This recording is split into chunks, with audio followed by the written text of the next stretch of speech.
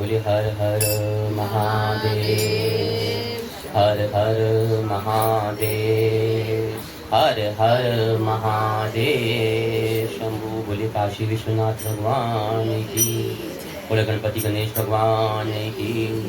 वक्रतुंडे महाकाव्य सूर्य कोटि समप्रभा निर्विघ्नं निर्विघ्नं सर्वकार्येषु सर्वदा। बोले गणपति गणेश भगवान की जय, गौरी सुत गणेश भगवान की जय। अरे मेरे भोले बाबा को अनाड़ी मत समझो, मेरे भोले बाबा को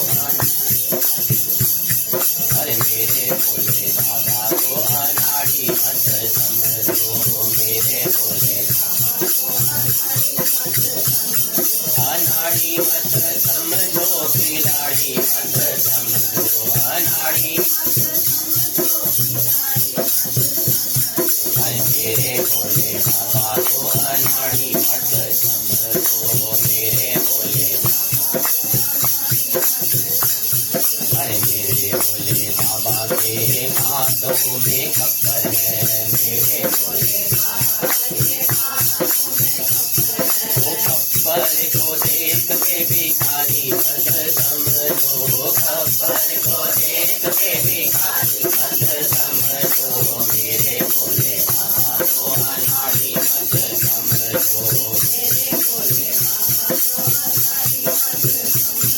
अनाड़ी मत समझो, भिखारी मत समझो, अनाड़ी मत समझो, भिखारी मत समझो, मेरे भोले बाबा को अनाड़ी मत समझो।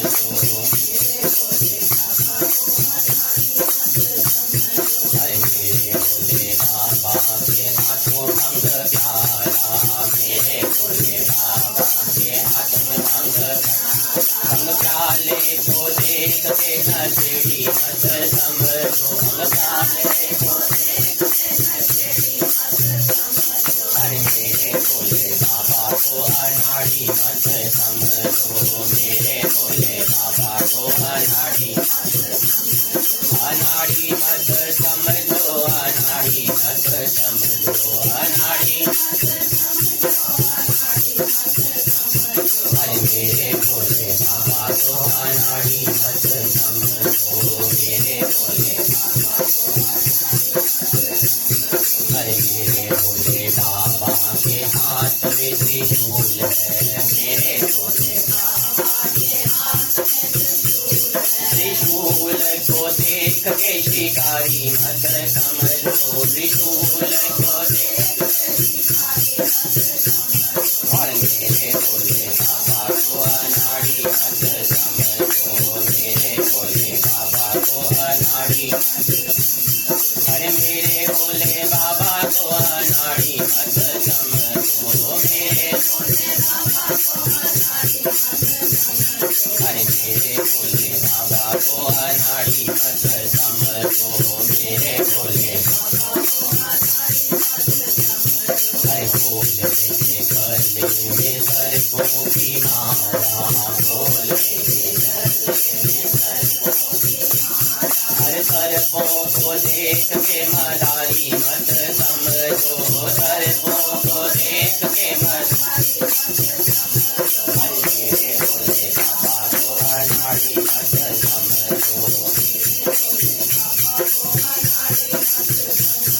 अनाड़ी मत समझो,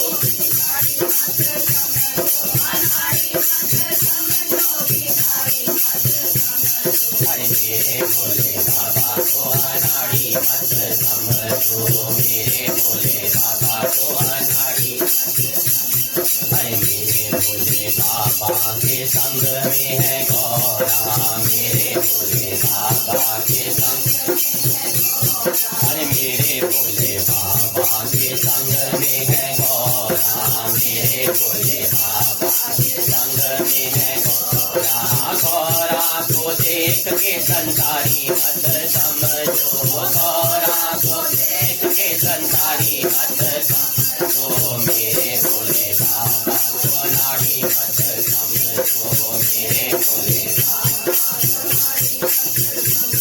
अनाड़ी मत समझो, खिलाड़ी मत समझो, अनाड़ी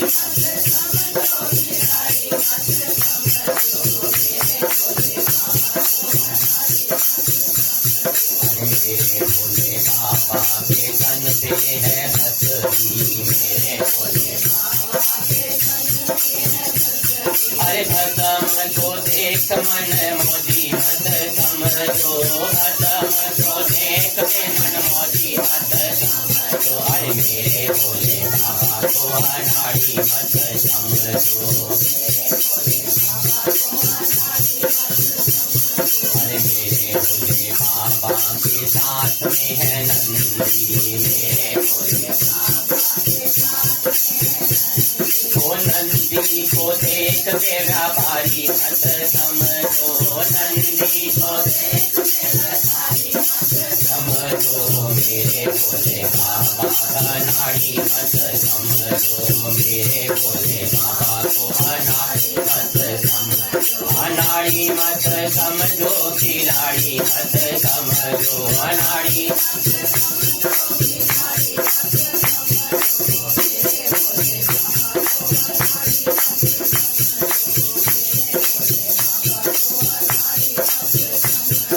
मेरे भोले बाबा तीनों के स्वामी मेरे भोले बाबा तीनों लोगों के स्वामी अरे स्वामी है तो क्या अभिमानी मत समझो स्वामी है तो क्या अभिमानी मत समझो मेरे भोले बाबा को अनाड़ी मत समझो मेरे भोले बाबा को अनाड़ी मत समझो मेरे भोले बाबा को अनाड़ी मत समझो मेरे भोले बाबा को अनाड़ी मत समझो मेरे भोले बाबा अनाड़ी मत समझो बोले शंकर भगवान की जय बोले हर हर महादेव शंभु बोले काशी विश्वनाथ भगवान की जय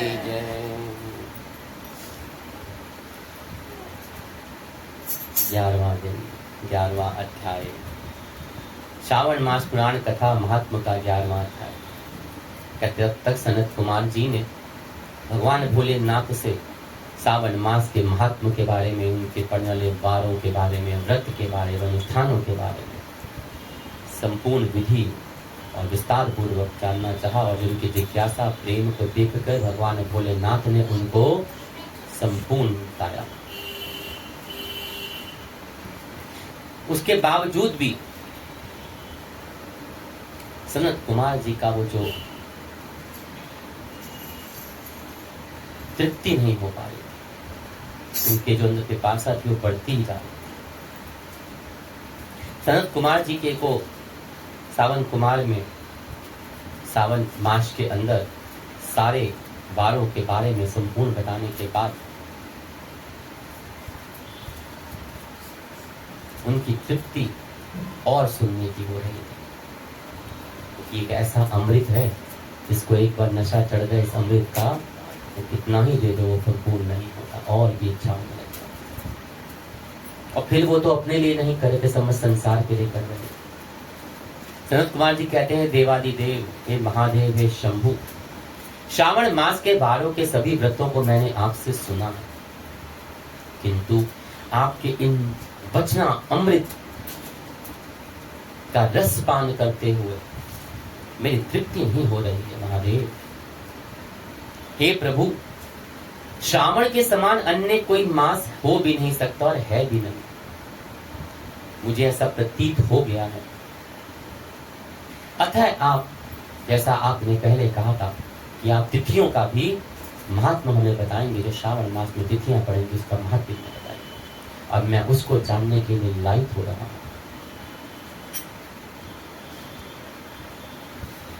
शंकर भगवान जी उनके इस अथाह प्रेम को, भक्ति को देखते हैं, मुस्कुराते हैं और कहते हैं कि हे सनत कुमार जी, मासों में कार्तिक मास श्रेष्ठ है।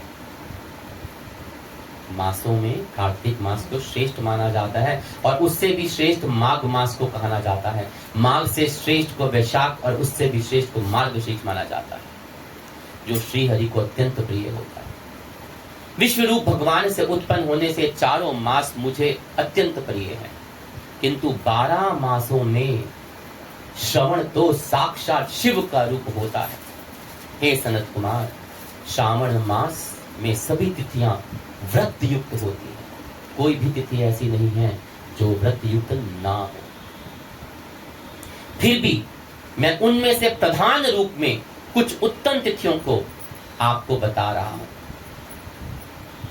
जो सबसे उत्तम तिथियां हैं श्रावण मास में, मैं उसका आपको विस्तार पूर्वक वर्णन करने जा रहा हूं। सर्वप्रथम तिथि तथा वार से मिश्रित व्रत आपको बताता हूं। मतलब जो तिथि एक खास वार पे पड़ जाए उसका व्रत मैं आपको बताता हूँ। बोलिए हर हर महादेव। श्रावण मास में जब प्रतिपदा तिथि हो और साथ ही सोमवार हो, मतलब सोमवार को प्रतिपदा तिथि आ जाए, तो उस महीने में 5 सोमवार पड़ते हैं। उस श्रावण मास में मनुष्यों को रोटक नामक व्रत करना चाहिए। यह रोटक नामक व्रत 3.5 महीने का भी होता है। यह लक्ष्मी की वृद्धि करने वाला होता है तथा सभी मनोरथों की सिद्धि प्रदान करने वाला होता है। हे मुनि, मैं उसका विधान आपको बताता हूं, ध्यान पूर्वक सुनिए, सावधान होकर सुनिए। श्रावण मास में के शुक्ल पक्ष के प्रतिपदा तिथि को जब सोमवार हो, तब विद्वान प्रातः काले संकल्प करे कि मैं आज से आरंभ करके रोटक व्रत करूंगा। हे सुरश्रेष्ठ, हे जगत गुरु, मुझ पर आप कृपा कीजिए। बोलिए शंकर भगवान की।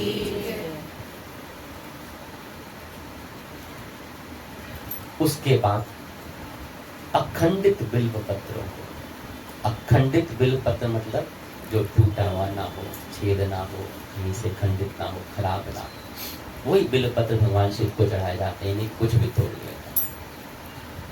तुलसी के दलों को, नीलोत्पल को, कमल के पुष्पों को, कहलार पुष्पों को, चंपा और मालती के पुष्पों को, गोविंद पुष्पों को, आंख के पुष्पों को, उस ऋतु तथा काल में होने वाले नानाविध अन्य सुंदर पुष्पों को, धूप दीप नैवेद्य था नाना प्रकार के फलों से शूलधारी महादेव की प्रतिदिन पूजा करनी चाहिए।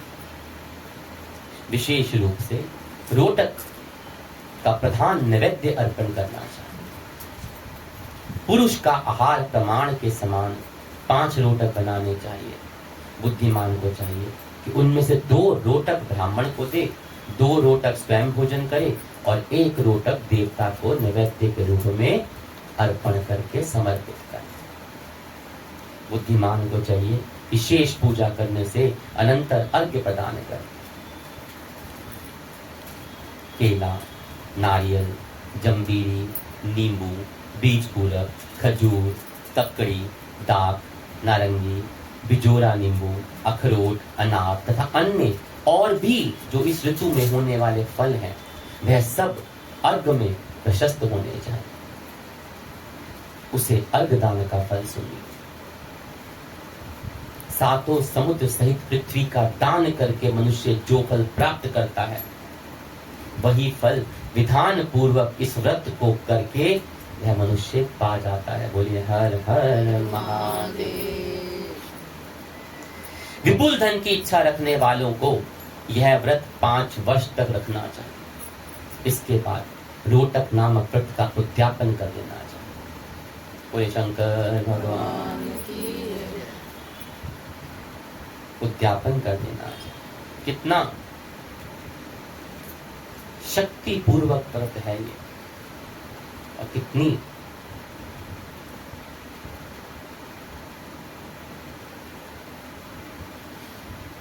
महिमा बताई गई है इस व्रत की और अर्घ प्रदान करने की।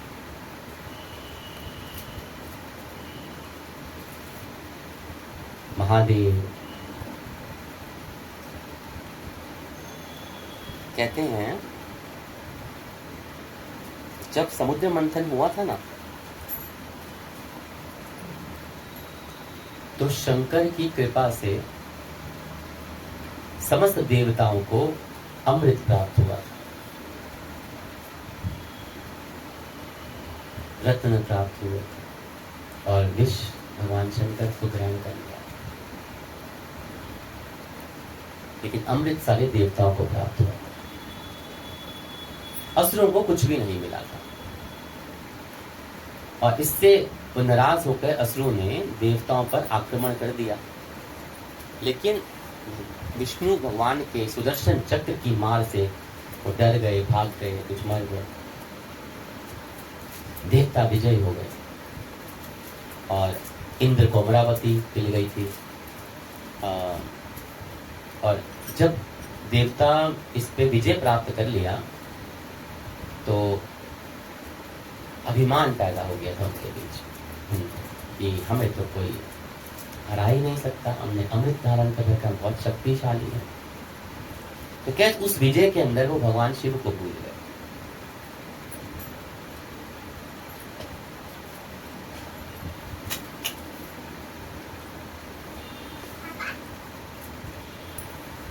तो उन्होंने क्या किया, वो अपने उसमें अभिमान में, उनका अभिमान हो गया कि हम तो विश्व विजयी हो गए हैं, अभिमान विजयी हो गए हैं, हमें कोई हरा ही नहीं सकता। और उस अभिमान के अंदर उन्होंने शिव की उपेक्षा कर, उस महादेव की उपेक्षा कर दी जिन्होंने खुद हलाहल विष को ग्रहण कर सबको मुक्ति दिलाई। अब जो आपको प्रेम करेगा, आपको अपना मानेगा ना, तो आपका अभिमान हो, घमंड हो, उसको तोड़ेगा सभी। तो प्रभु ने कहा ये अच्छा तो नहीं हो रहा है, देवों का अभिमान को नष्ट करना चाहिए। कि हमारा घमंड जो होता है ना, अहम, वो हमारा पतन का नाशक होता है। बोले शंकर भगवान की। कहते एक दिन उन्होंने एक विशाल यक्ष का रूप धारण किया और अमरावती के वायुमंडल में प्रकट हो गए। उस महाकाय यक्ष को देखकर देवताओं में खलबली मच गई। वे घबराकर देवराज इंद्र के पास गए और भयभीत होकर बोले, महाराज आज अमरावती में एक अद्भुत यक्ष दिखाई दे रहा है, हमें तो वो कोई मायावी असुर लग रहा है। कहीं ऐसा तो नहीं कि अमरावती को हथियाने आ रहा हो, छीनने आ रहा हो। तो ऐसा तो नहीं है कि वो अमरावती को छीनने आ रहा हो, हथियाने आ रहा हो। अब देवों की बात सुनकर इंद्र ने वायुदेव को आदेश दिया कि जाओ पता करो कौन आ गया, कौन सा यक्ष है, अमरावती में आने का क्या कारण है, क्या रीजन है, क्यों आया है, क्या करने आया है। आज्ञा पाकर वायुदेव यक्ष के पास पहुंच गए। बोले, कौन हो भाई, तुम्हारी शक्ति क्या है। यहाँ इस प्रकार आए हो, तुमने देवताओं को देख के कोई सम्मान नहीं दिया, कोई उनका आदर नहीं किया।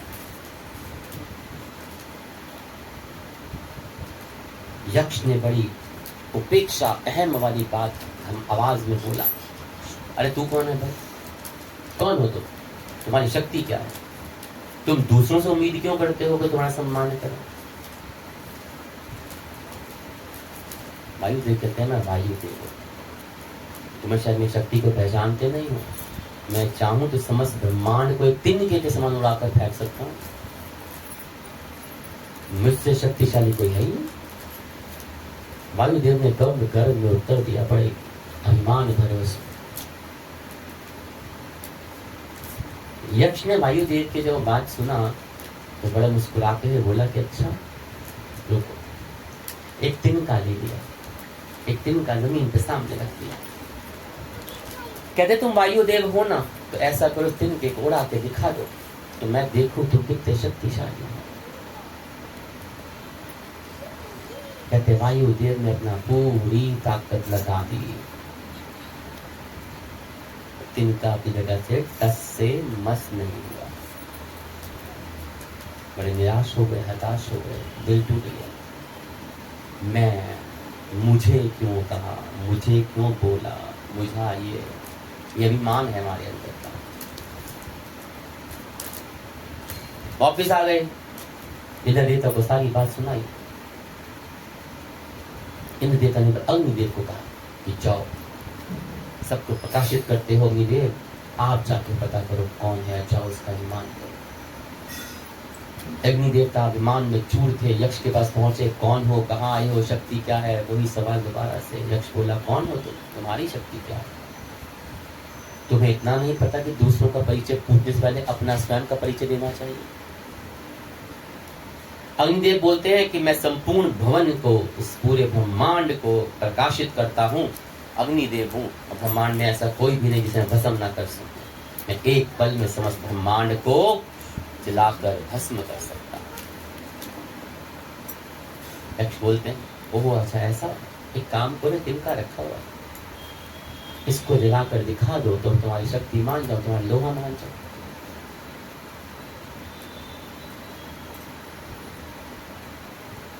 अग्निदेव ने उस तुच्छ से तिनके को भस्म करने के लिए पूरी ताकत लगा, लेकिन वो उसका तो कोना भी न जला। बड़ा लज्जा से सिर झुका के शर्मिंदा हो गए, वापस आ गए इंद्रदेव की सभा में और पूरी बात जो अपने पे बीती थी सभी देवता इंद्र को सुना दी। और भी सब गए, वरुण देव गए, सब निराश हो गए। तब इंद्रदेव ने स्वयं यक्ष के बजाने का निर्णय करा। जब वहां इंद्र देवता पहुंचे तो भुचक के रह गए। इंद्रदेव जरा सी झलक देख पाए थे कि यक्ष अंतर्ध्यान हो गए। इंद्र समझ गए कि यह कोई यक्ष नहीं, कोई परम शक्ति है। उन्होंने एक बार फिर ऊपर की नजर उठाई, अंतरिक्ष में जहां थोड़ी देर पहले यक्ष मौजूद थे, वहां फिर देखा। पूछा था क्या। अभी इंद्र देवता वज्र निकालते तो उन्हें जब दोबारा ऊपर देखा तो मैं शक्ति आद्य उमा मां पार्वती जगदम्बा की झलक सी दिखाई। इंद्र ने श्रद्धा से भरे जगत जननी मातेश्वरी के सम्मुख अपना शीश झुकाया और मां ने मुस्कुराते हुए देखा। देवराज आश्चर्य मत पड़ो, यह कोई यक्ष नहीं, ये स्वयं भोलेनाथ है। बोले हर हर। कहते आप सब देवों में प्रमाद, अहंकार, अहम, घमंड, अभिमान पैदा हो गया था। भगवान उसी को दूर करने आए हैं। भगवान की कृपा से समुद्र मंथन संभव हो सका। आपको रत्न मिले, अमरावती मिली, अमृत मिला।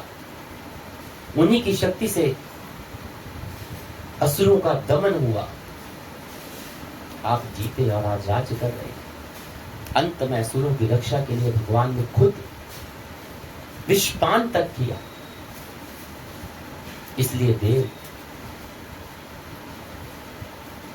अपने मस्तिष्क में ये गलत धारणा निकाल दीजिए कि आप लोगों, सिर्फ आप लोग ही शक्ति के परिमाण स्वरूप हैं, कि आप लोगों की शक्ति से आपको विजय प्राप्त हुई है, कि आप लोग ही सर्वसमर्थ शक्तिशाली हो चुके हैं। ये दिमाग से निकाल दीजिए। आपकी विजय तभी हुई है जब देवाधिदेव महादेव ने आपको देखा।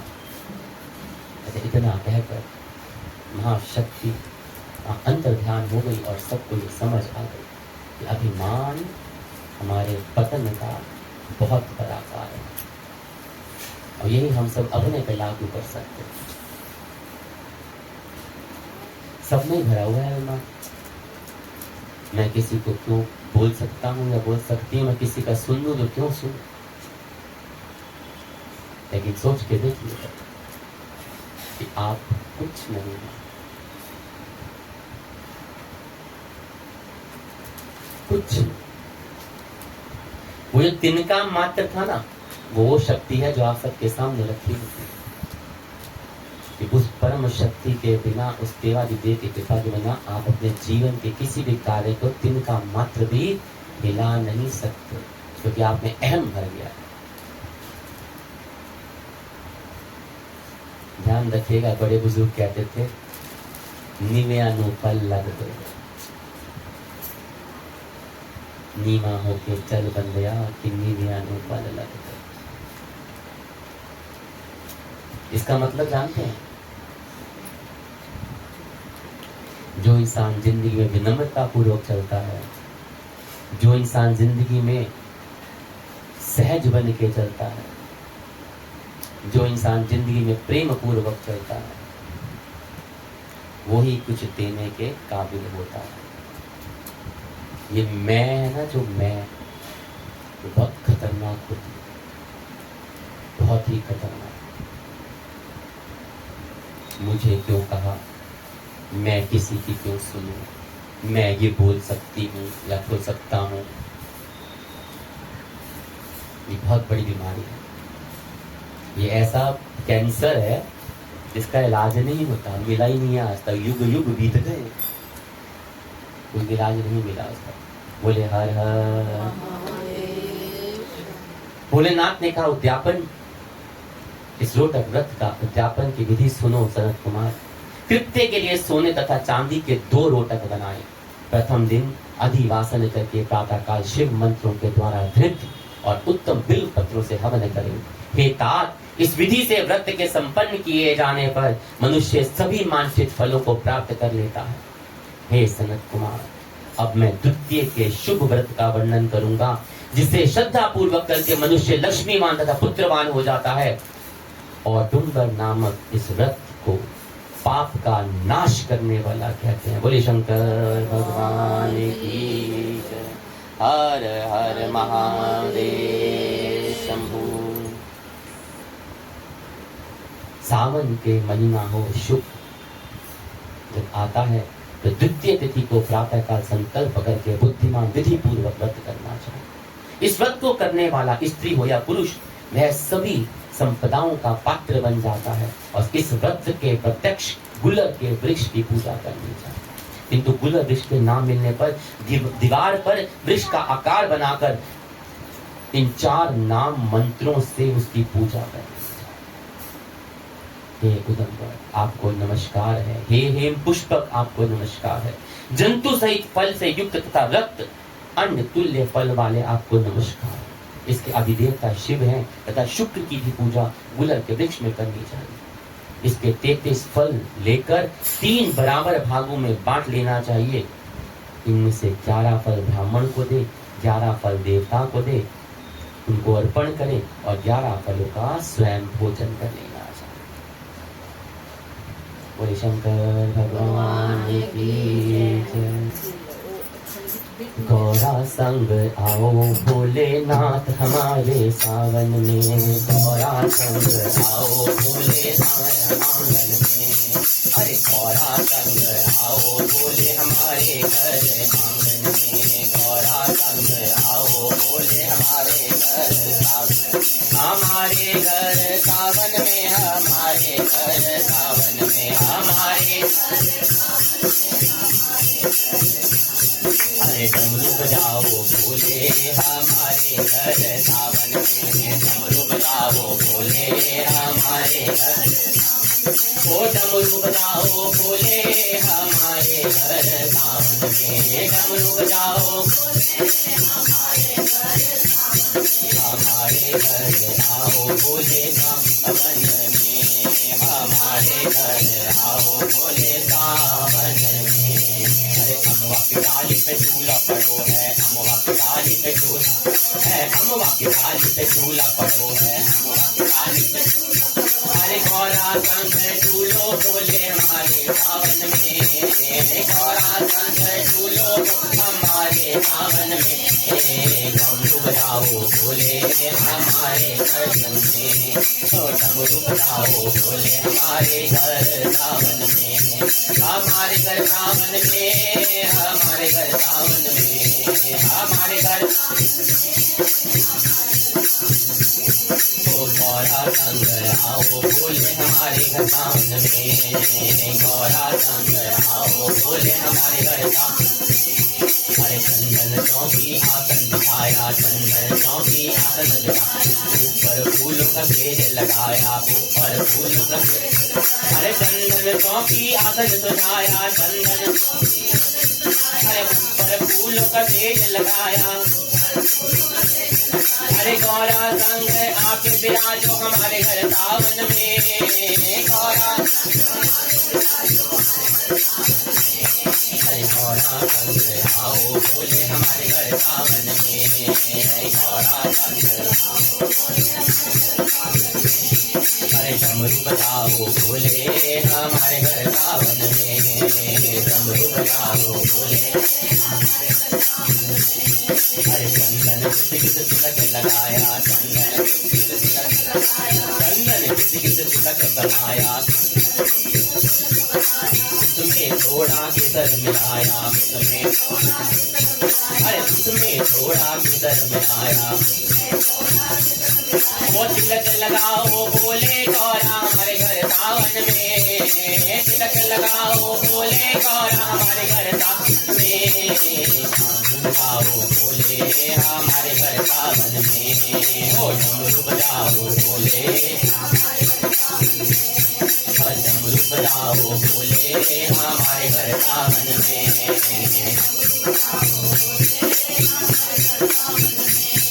वो हमारे घर सावन में बोले हमारे घर सावन में, हमारे घर सावन में बोले हमारे घर सावन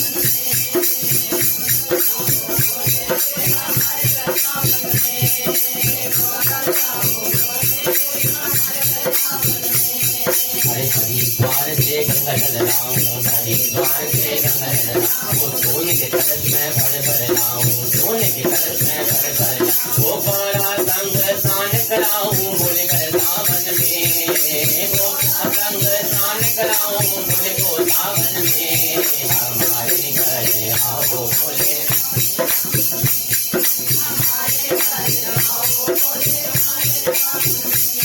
ओ गौरा संग आओ बोले हमारे घर सावन में, गौरा संग ओ गौरा संग आओ बोले हमारे घर सावन में, गौरा संग आओ बोले हमारे घर सावन में। अरे गौरा संग आओ बोले हमारे घर सावन में, गौरा संग आओ बोले हमारे घर सावन में। अरे गौरा संग आओ बोले हमारे घर सावन में, गौरा संग आओ बोले हमारे घर सावन में, गौरा संग आओ बोले हमारे घर सावन में। शंकर भगवान की जय। कथा को आगे बढ़ाते हुए कि इस तरह हमें वो 33 भागों के 3 हिस्से करने चाहिए, 11 फल जो है हमें ब्राह्मण को दान देने चाहिए, 11 फल हमें देवताओं को अर्पण करने चाहिए और 11 फल का हमें स्वयं पूजन करना चाहिए। इस दिन हमें अन्न का आहार नहीं लेना चाहिए और शिव तथा शुक्र का विधिवत पूजन करके रात भर जागरण करना चाहिए। हे शुक्र, हे सनत कुमार जी, इस प्रकार 11 वर्ष तक व्रत का अनुष्ठान करने के बाद उस व्रत की संपूर्णता के लिए उद्यापन करना चाहिए। बोले हर हर महादेव, बोले शंकर भगवान की जय।